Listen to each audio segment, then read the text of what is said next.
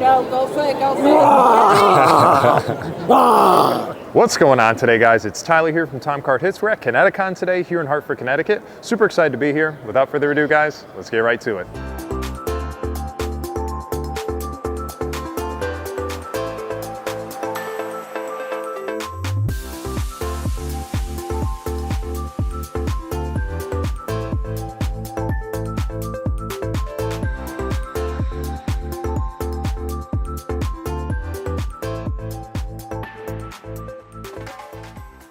We got Pokemon meets Street Fighter here, so let's see who can win this today, all right? This is your first pack battle? My first. First Pokemon pack battle. All right, let's start it off here. Just rip them right from the back, and we just take it out like that. Oh my God, you're so smooth. I'm rough. There we go. There we go. Rip it off. Tear it out. Tear it out. Pack battle. Break it like this, and then we'll face our cards to the front, and then I'll go first, and then we'll see what you got in your pack after. Okay. All right, here we go. So we have a Lapras to start out in my pack. Got a Primate. And just jam through all these base cards here. That's usually what happens with Pokemon packs. They just give you a bunch of junk in the front, and then hopefully we get something in here. Okay, reverse, and that's our holo. We have, got an Arven's Greeting. Let's hope that our friend Leah here can change it up for us and actually save the day with her pack here. All right, we had Applin. All right. Zubat. Claydol. All right. Starting to get to some of it. All right, we got a reverse. Ooh. Yeah. Squelvet. Okay, and ooh, very nice. Got a Team Rocket's Persian EX there. Oh my God, I get to keep this. Got an actual hit. We have our winner right here. There we go. So Street Fighter wins the battle today. Actually, that makes sense too. What's going on today, guys? We're back here with Jason Paige at Connecticon, doing a pack battle this time here. Got some destined rivals. Destined rivals. I have not opened these. If you saw our Long Island TCG vlog, actually, Jason Paige was in that. We did a great interview with him, actually, so definitely check that out too. But I feel the heat burning you to the ground. Feel the Mewtwo. Come on, here we go. All right, he's gonna start us off here. First pack. Let's get it, Mew. Let's get it, Mew. Mew. I'm gonna pull the Mew. What's the trick? Actually, no card trick on this. The newer sets. You can just flip them over and we're doing it. We got a Moroda, got a Swallow, got a Growlithe, Electabuzz, Muzdale, or Beetle, Metang, Infidip, and a Floatzel. Yeah, here comes the hit. Oh, my cargo and basic energy. Okay. It is one to the bottom, I think. We got a holo though. We got a holo. We got a Mac cargo. Got a holo here. Not too bad. It's not the Mew. It's not the Mew though. It's not the Mewtwo, but we're doing all right. All right, let's see if we can get a good one out of here. Come on. Jason started off with that great serenade there. There we go. All right, here we go. Get the Mew. Got Roselia here. Mew. Porygon. Mew. Okay, jam through some of these. Mew. I don't know, guys. I don't know. Mew.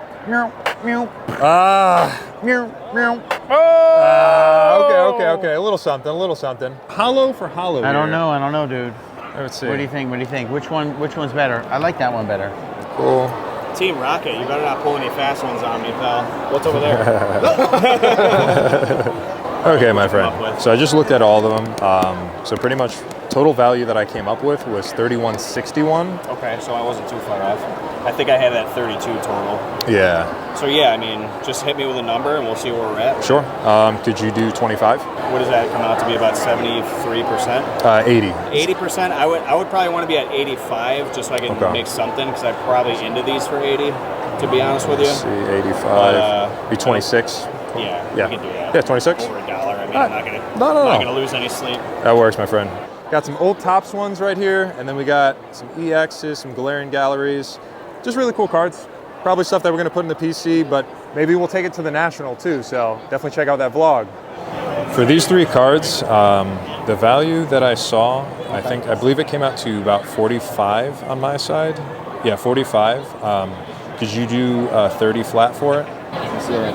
Sure. This one I saw on price charting for recent sales. It was about $4 less, so that's kind of where that price difference comes from a little bit. Obviously, I'm doing a little bit of a percentage, but yeah, 30 flat would be my number for all these. Do 35? 35? Let me see here. I could split it with you, do like 33. 33? All right, sounds good, my friend. Thank you. Got these 3 cards right here, doing 33 on the lot. What was your name, my friend? Leroy. Leroy, great to meet you. Tyler. So I could do 120 for the packs. What percentage were you 60. doing? 60? I couldn't do 60, unfortunately. What are you thinking? I'm more of like an 80 guy, honestly. Unfortunately, when it comes to the fees and stuff that we get hit for the con, it is just not feasible for me. Meet you at like 70. 70? That would be the highest I could go though. My thing with this is that like I don't mind it so much on like the sword and shield packs. The Evo and the celebrations, because I know celebrations have been going up a lot more. The Sun and Moon, not as much either, just because that's a little bit higher. Could you meet me at like 75% even for those? For the cheaper ones or the more expensive ones? So for the cheaper ones, So then I would have to pass on these. pass on these. Okay. Like I said, 70 would be the absolute highest. 70 is the highest? I do apologize about that. Okay. Well, let's at least go over the prices just so I can see. So the sword and shields were 8, and then the darkness were 7. 7. Okay. So 14 and was that 24? I believe. 8, 16, 24, yes. So 38 total, and then if you were at 70%, it'd be, could you throw it up to $27? I could do that, yeah. 27? 27? Yeah, that works. Doing 70% on these packs here. We got 2 Darkness Ablaze and some Sword and Shield packs.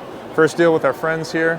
We gotta find their name first. We gotta see. There we go. Yep. Thank you. And thank you. All right, perfect. What was your I name? am going to keep that. I'm Please. going to actually follow you guys on YouTube. Thank you. What was your name? Shauna. Shauna. Do you guys have a shop or anything?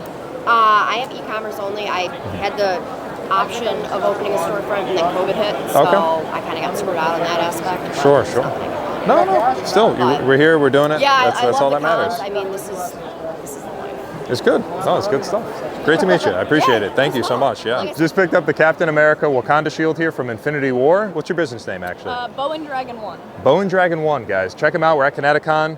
Super awesome shields, and obviously you can see a whole bunch of other stuff too. Swords, shields. They got the Thor hammer back there too. So really, really good stuff. I appreciate your time. Thank you so much. Thank you.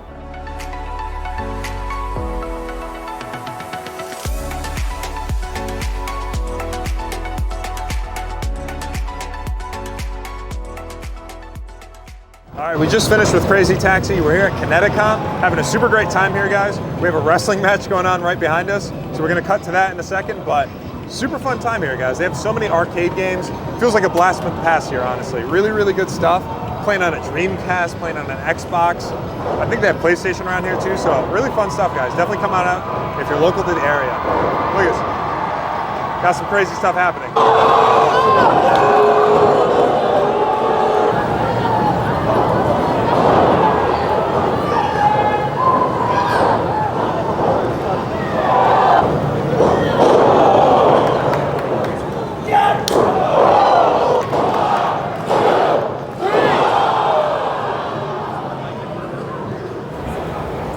Capture that for the views, man. Not every day you get to see the very first prints of the Pokemon cards, man. Oh yeah. 1996 Bandai Prisms, yo. Crazy. Both in green and red bottom. Completed sets, yeah. And those are the hollows, but these are the ones that are the commons. Even if they are not hollow, they still have retained very high value over the years. We're talking about a very big sleepy boy over here. My name is Vin, aka Item, representing Waterpool, but today here at Hartford Connecticon, representing Imperial Gaming Collectibles, baby. Shout out to the homies, yo. Alex, Arturo, Tug. Love you all, you already know. Are you a dad? No, go for it, go for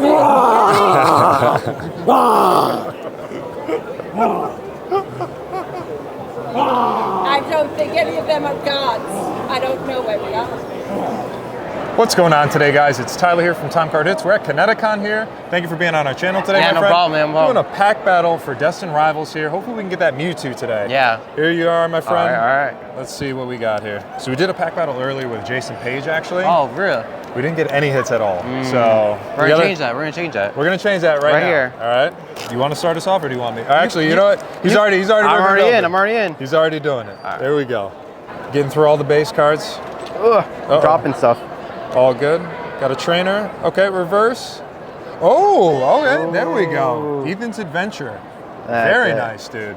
Very nice card. Hopefully, we're going to get that Mewtwo. I don't know. He might have us beat already, though. He's got a pretty good hit so far, so. Toad School, Coughing, Starmie. Ooh. Not seeing anything, I'm not going to lie. This is not looking good. He might have us. Oh, okay, we got an EX, though. All right. Not as good as that, but we got an EX. And, okay, got a trainer. Awesome. Our friend here won. All these go to you, my friend. Oh, thank you for being on the channel, thank you. Your name one more time, brother. JJ. JJ. Guys, check him out. JJ right here. Yeah.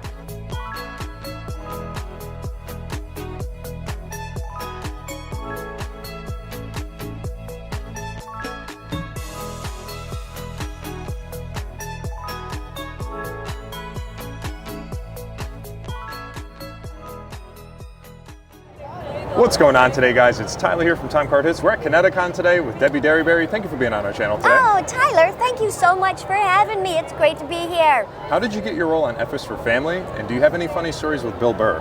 My goodness, how did I get my role on F is for Family? Well, it was a typical voice audition where I went in and honestly, I did not know who Bill Burr was.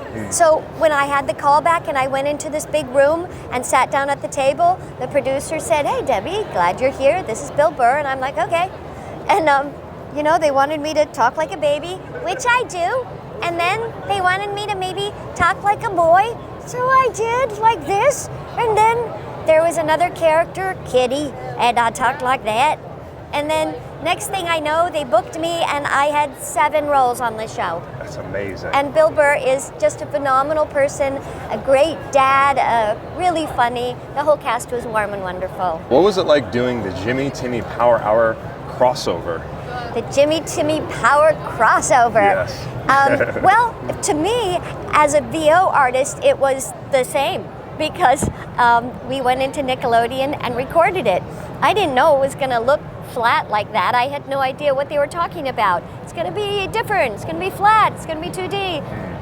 And of course, my child and Tara Strong's children, they play together, and we just live down the street from each other. So for me, it was just another day hanging with my voiceover friends and doing what I do. That's amazing. But I'm really glad that it had, you know, wings and it's come so far and people love it, and it's still one of people's favorites. So, you know, glad to be a part of that, Tyler. Sure, yeah. That was probably one of my most memorable childhood memories. Was watching it? that episode. I love that. I love That's that. great. Now, I got a fun one for you to end us Okay. off here. Did you ever expect the aliens from Toy Story to become so iconic? No. When I did that, we were in a big room after the main characters were recorded, and John Lasseter was in the room, and he's like, "Go up, and there's this gumball full of aliens, and just a few of you go up and say, 'Pick me, the claw.'" And so I do what I do, "Pick me, the claw." And you never know who's going to end up on the editing floor. Well, digital editing floor. Yes, yes. And when I watched the movie, I'm like, I made the cut. I made the cut.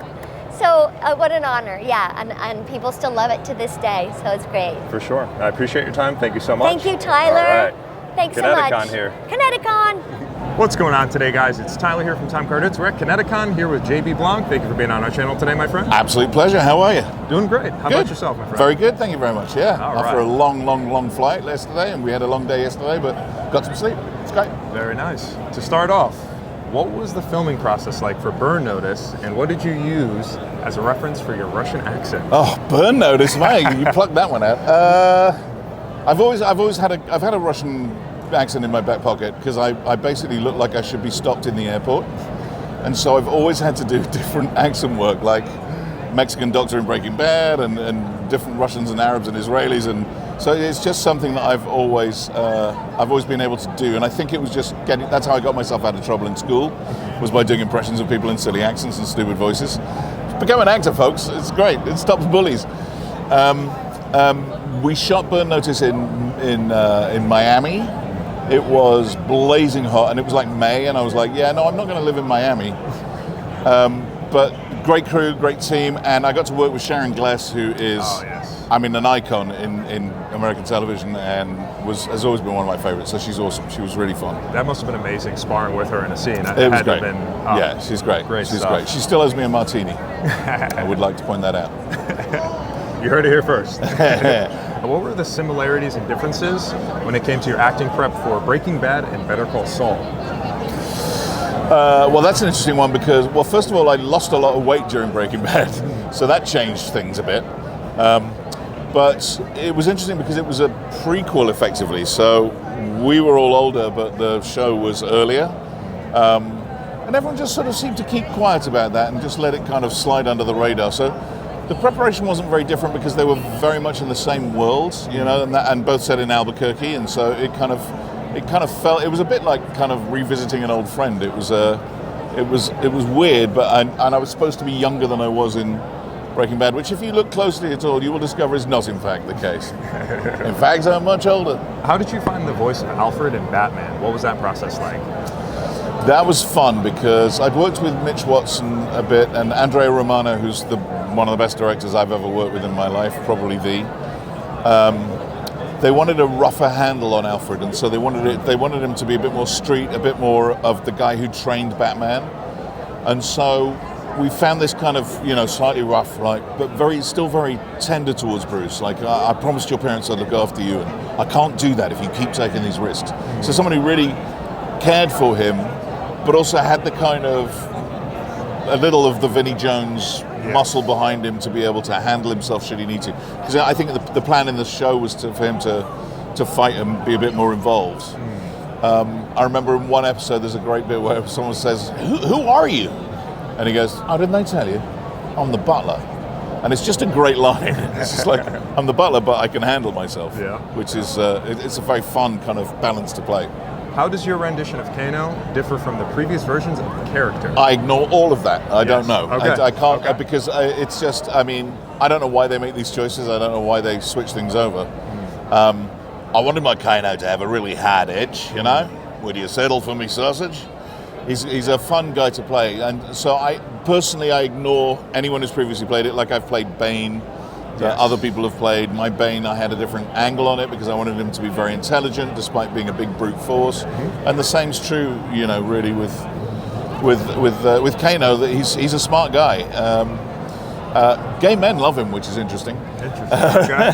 Get a lot of attention from that, But yeah, no, as far as other people playing the role, you try and just bring your own thing to it as much as possible. For sure. Yeah. I appreciate your time. My absolute pleasure. So Thank you, man. You were lovely. Thanks, everyone. Good to see you. What's going on today, guys? It's Tyler here from Tom Card Hits. We're at Connecticon here with Rick Heinz. Thank you for being on our channel today. Of course, man. Thanks for doing this thing at this show with a bunch of nerds. To start off, my friend, how did you become an author?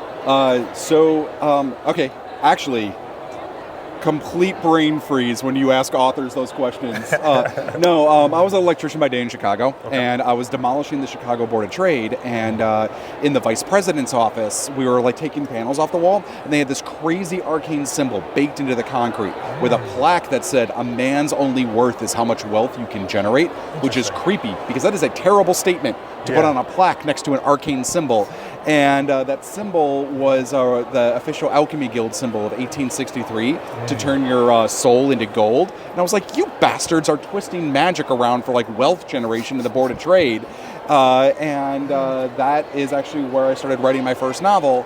It was based off that idea. I had turned that in and won an award for Best Post-Apocalyptic Fiction.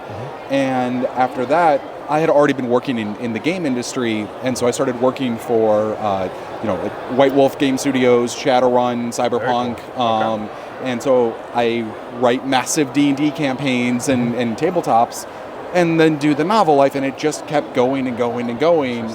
Okay. And I got to write the official Crow RPG, and I just finished Return of the Living Dead. So now I'm actually like doing like the crazy, like cool stuff. Wow, man! Electrician to gaming to now writing. Yes. Amazing, dude. You gotta tell me, fill in the blanks a little bit on that. Tell me a little bit more about the in-betweens. Right? So the in-betweens, the level of nerddom that I am is really high. I would run these games in Chicago where we had like 600 players, and we would have these like massive D&D or like these live action games. They'd all be in trench coats and whatnot, and it was. He's wearing a pretty snazzy coat right now, actually, too.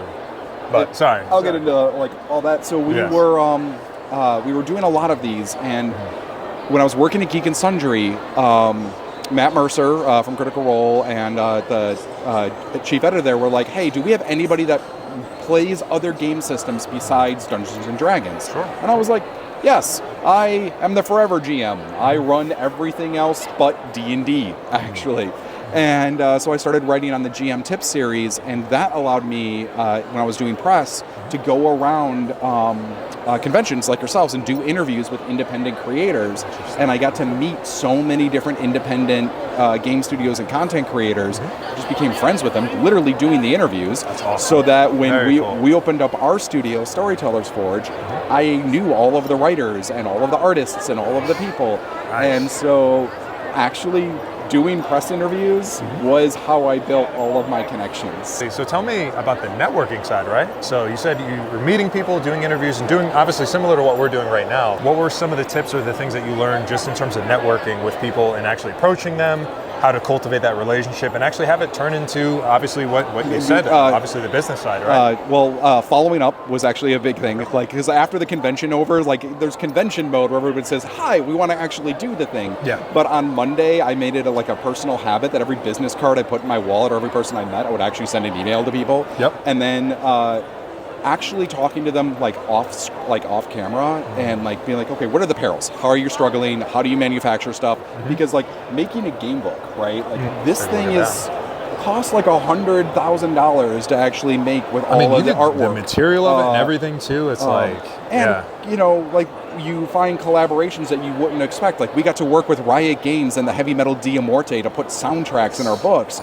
And it's like, so cool. You think that, I'm working in the game industry and I'm a writer, I don't have a spot to work with music. And it's like, wait, no, if you actually think about it, we're friends, let's hang out and do the thing.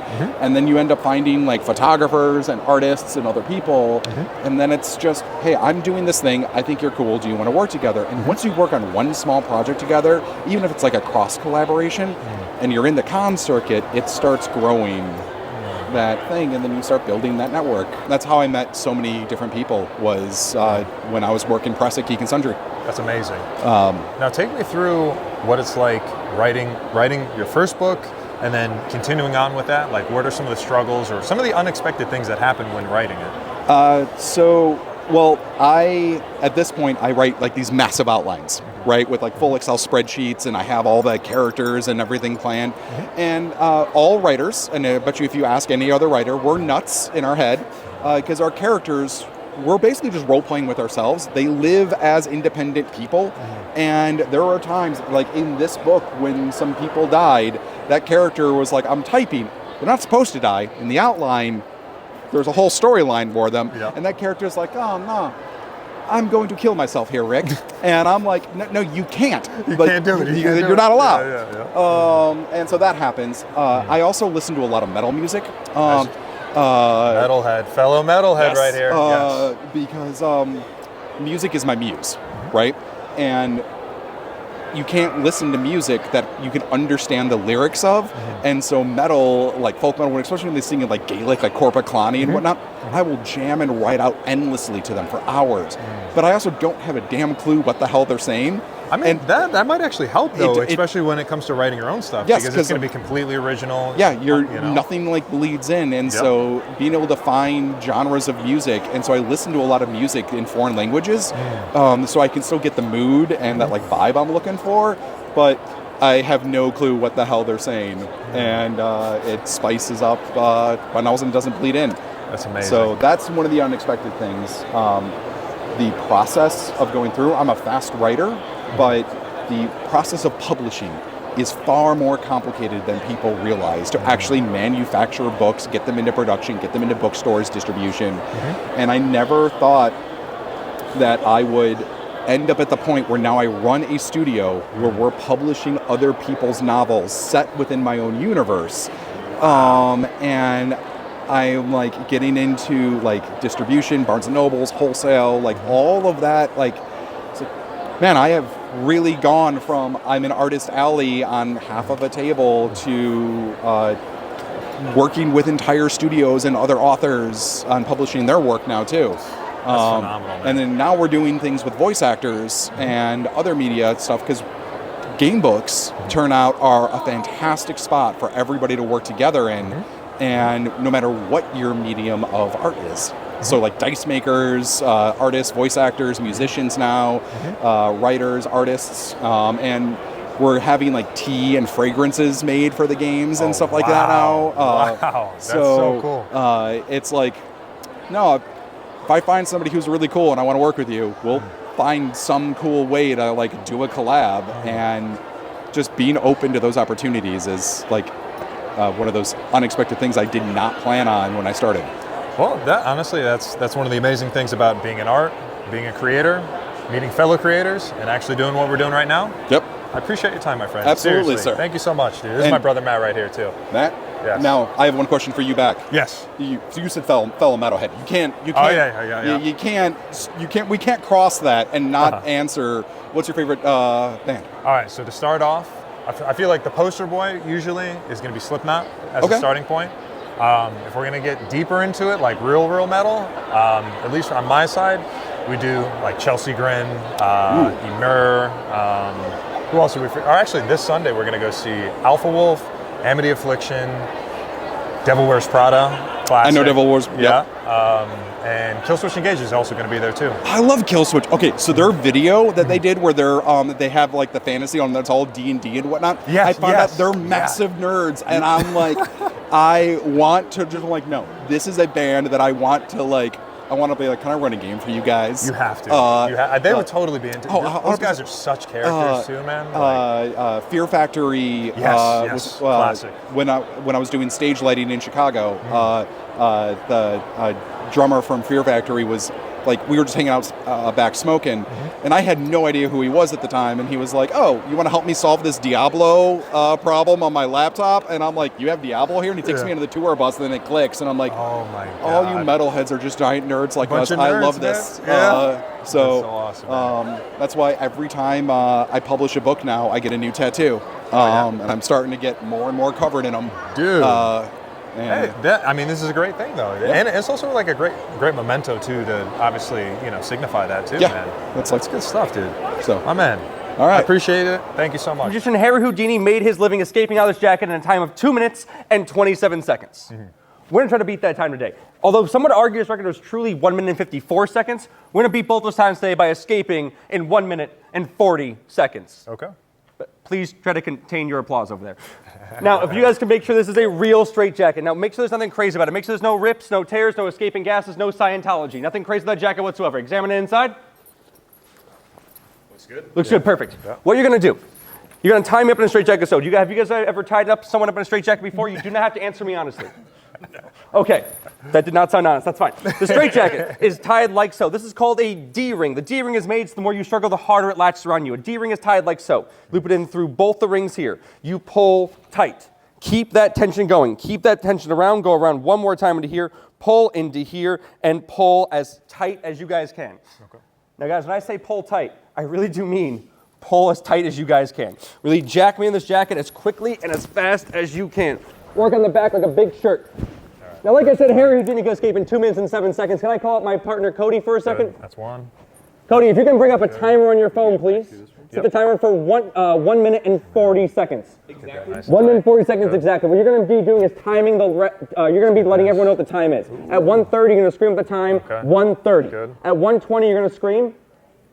1:30. 1:20. Yep. At 1:10, you're going to scream. 1:20. All right, last I'm one. glad we picked you for this trick. You guys work on the back there. You guys all good back there? I think so. Almost. One more to go. Yeah. Perfect, perfect, perfect. Now, Tyler, you're going to grab onto my wrist. Okay. My wrist. That's my hand. We're not that close yet. My wrist. The wrist. The lid. Okay. The lid. Very good. The lid. Grab my right wrist. The lid. The lid. Very good. Now, pull in opposite directions. Make sure the back is on tight. Pull. This is not a game of tug of war. This is not a game of tug of war. This is not a game. Relax. You won. You won. Relax. Relax. Now, take this arm. Keep that tension going. Keep the tension going. No, not there. The lid. The lid. You got it. Okay. Now, cross in front of me. Cross. Cross. Now, you're going to limbo. Okay. Go around, go. You guys got it. Now make it as awkward as possible. Now this one goes into this one by default. Pull that in right through there. Okay. Oh, jeez. Got it. Why are you complaining? You're not the one being tied in a No. I'm like, I'm feeling for you, man. I feel bad for you already, man. This is crazy. This is looking Pop it in as tight as you can. Perfect. Now pull. Okay. Come on, guys. Pull. Really pull. You hold my arm while you pulse. Hold my arm while you pulse. Don't pull.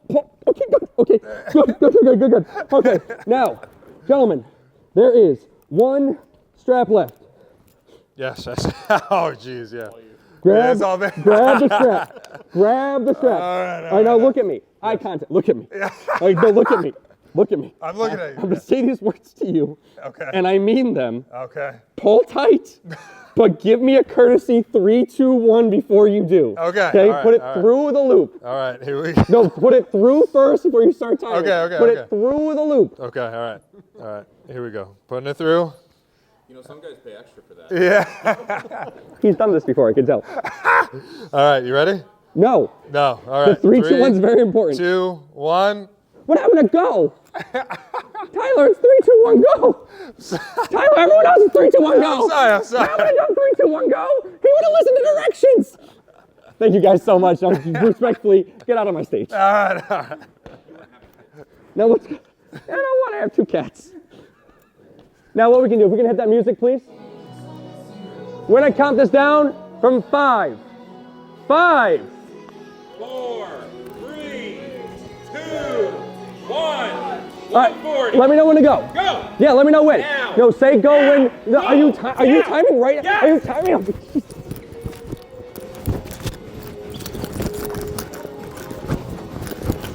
130. 120. This right here is my impression of the miracle of childbirth. Gross. 110. 110, thank you.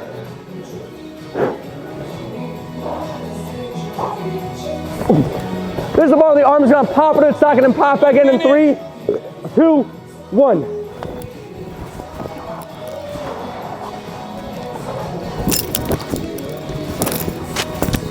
Seconds. Go on.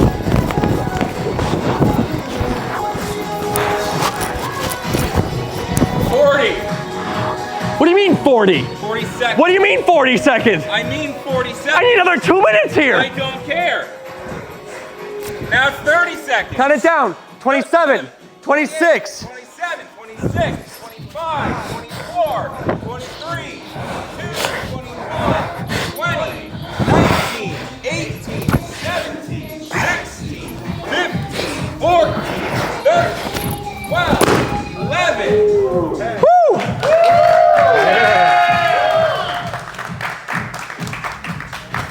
What's going on today, guys? It's Tyler here from Time Card Hits. We're at Connecticon here with a great artist. For viewers who don't know who you are, tell us your name. Hi everyone, my name is Matty Bollicini, or Matty's Anime Sketches for my business name. I'm a bass player and an artist. Very so nice. What I like to do is I like to go to cons and sell my fan art. I also do YouTube under Matty's Anime Sketches. I also love to play a lot of bass. If you need a bass player, hit me up.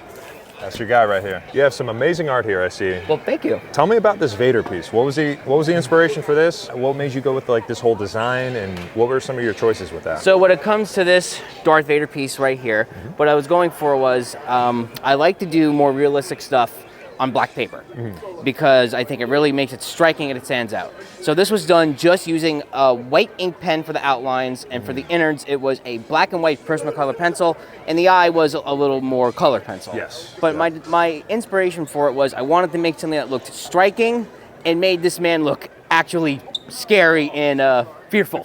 Yes. You know? I mean, just the fact that the eye is in color and it's so striking, like he's just staring at you, like he wants you dead. Yeah. You cut his mask and he wants you dead. Yeah. So that was my inspiration for it, to make it just look striking, so Very he can cool, strike man. the fear in his enemies. This is probably one of my personal favorites that he has, but he also has some really great ones too. Yesterday we saw you had the big one with all the dragons. Yes, right? that's Yes. sold. That's sold. That's It's sold. Very That's nice. sold, It yeah. had a mixture of dragons. Yeah, Rayquaza. It had Ultra Instinct Goku on it, Yes. doing a Dragon Fist.